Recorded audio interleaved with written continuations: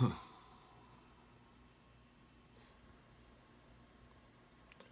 no better feeling in the world to feel completely fucking paralyzed and overwhelmed and just tired of it all. Like sick and fucking tired of it all. But sometimes we get that point.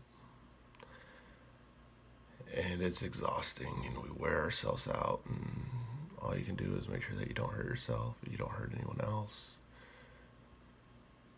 and you keep remembering that it's going to be okay. So I would figure I would share this just because normally I'm all about just positivity and life is good and life is great, but it doesn't matter who you are. Mental health does affect everybody, in so many different ways, and so much. I mean, today's been probably the most fuck day that I've had in a long time. Um, you know, and it's hard to explain, and it's one of those things that when you talk to others about mental health and like what's going on inside your brain, I truly understand how hard it is for people to share, and even like myself, it's hard for me to share when it's a hard and it's a bad day, and you look back and okay, kind of what triggered this? Well, let's see, it's a mixture of everything. It was a shitty month at work. It was a difference in pay adjustment with the holidays here. Just the stress and pressure of work and it being the holiday time and being a slow season, with what I do for a living. Um, it's that feeling of being alone almost, and I'm married and I got a wonderful wife and I love her to death. It's just the fact that the holidays are coming up, and it's just how our brains work, and you want it to fucking stop, but it doesn't. And usually when I get like this, I don't share it ever with anyone, and I really think that was part of my dad's problem. If you don't know my story, my dad committed suicide. My wife committed suicide. Um, and it sucks, and I understand how people get to that point though, because you want your head to stop, and trying to explain how it is in your head and how it feels in your stomach and in your soul and in your heart is extremely hard to do, and it's almost like you can't put words to everything begins to just feel out of control, and that you have no control over any of your life, and you start to question and go, what the fuck am I doing it all for? um, but then there's that other part of your head that knows that it's worth the fight. And I don't know if I'm gonna post this video or not. I don't even know why the hell I'm even recording it. But it's like you just are paralyzed. And so, when I do my reach out videos and stuff, I understand how hard it is sometimes to reach out when you need help. I definitely get it. And, on Twitter, I talk to people every day. And, unfortunately, even today, it just adds to it, that I haven't, gotten back to some of the people that have reached out to me just because I'm not in the mental state where I'm able to help them in any way, shape, or form. And it just goes back to the basics of I have to protect my sobriety and I have to protect my head and my body because, suicidal thoughts are real, and they are thoughts that you can allow the momentum to go into motion, into action, and if that happens, there's not usually a lot coming back from it, and it's not worth it. I would never want to hurt any of my loved ones. When you get like this, do you feel like you're let down to them all? Fuck yeah, you do, and I get that, and I get how people feel like that.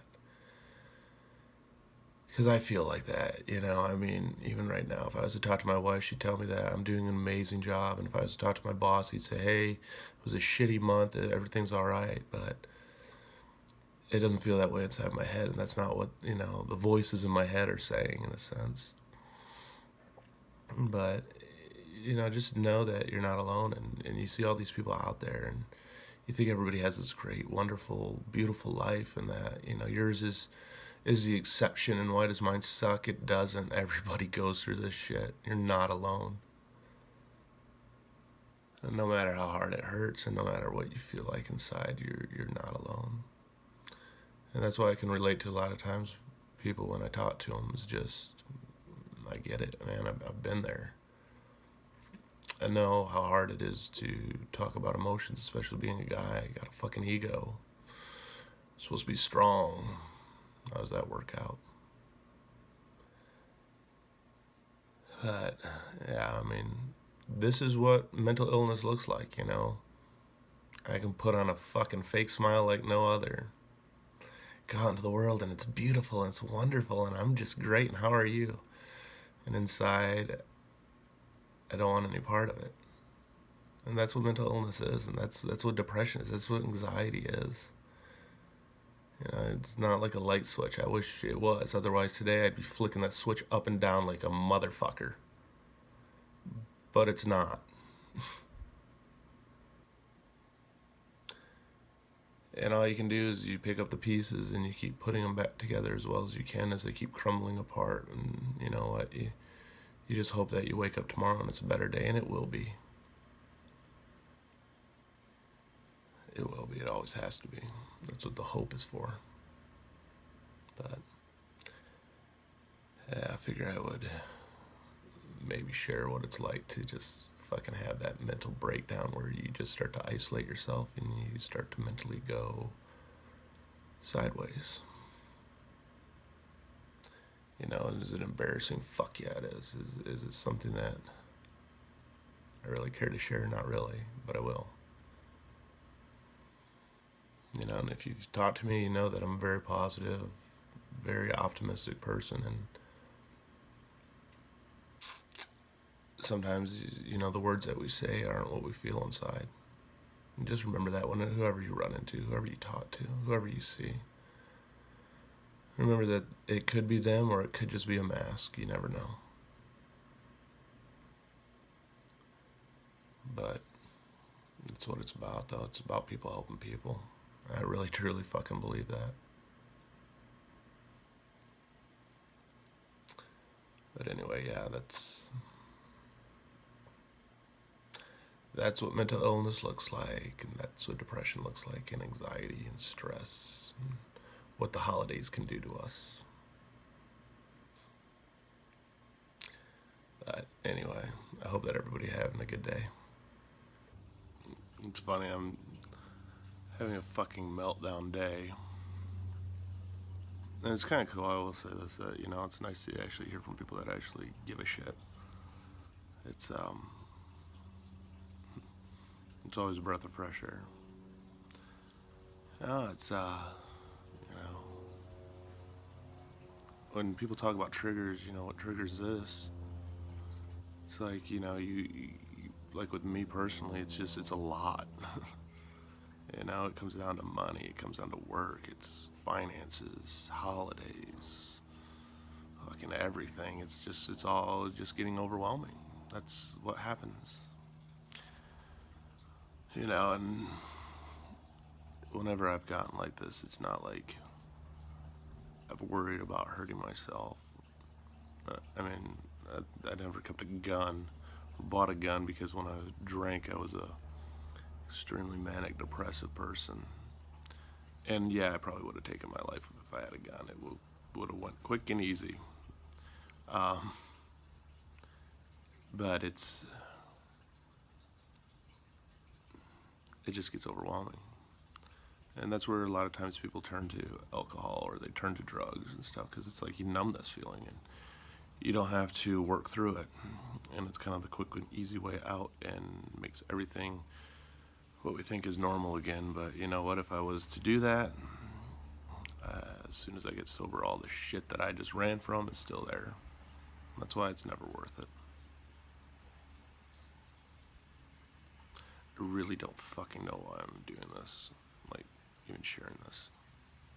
But I don't know, maybe somebody will benefit from it to realize that, it doesn't matter who you are. life is life, and we all go through our struggles. Doesn't matter. Doesn't matter your social status. Doesn't matter the color of your skin. It doesn't matter who you know, what you do for work, education. None of that shit matters. It doesn't discriminate, and a lot of us have it.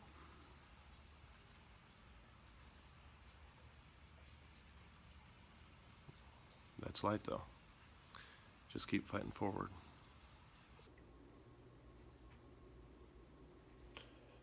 I don't think most people just share what it is like to go through life. I mean, like I have people that hit me up and they're like, what's triggered it? I wish I could say it was like one thing, we could avoid it. You knew what it was. But, we all get triggered by different things at different points in our days and in our lives of whatever we're going through. And all I can say to anybody out there ever struggling, man, is you reach out for help when it's like this. That's what I've had to do. If you don't have parent support, family support, just keep going until you find somebody who will talk and just let you listen, and even let you just breathe on the other side of the phone. Definitely does help.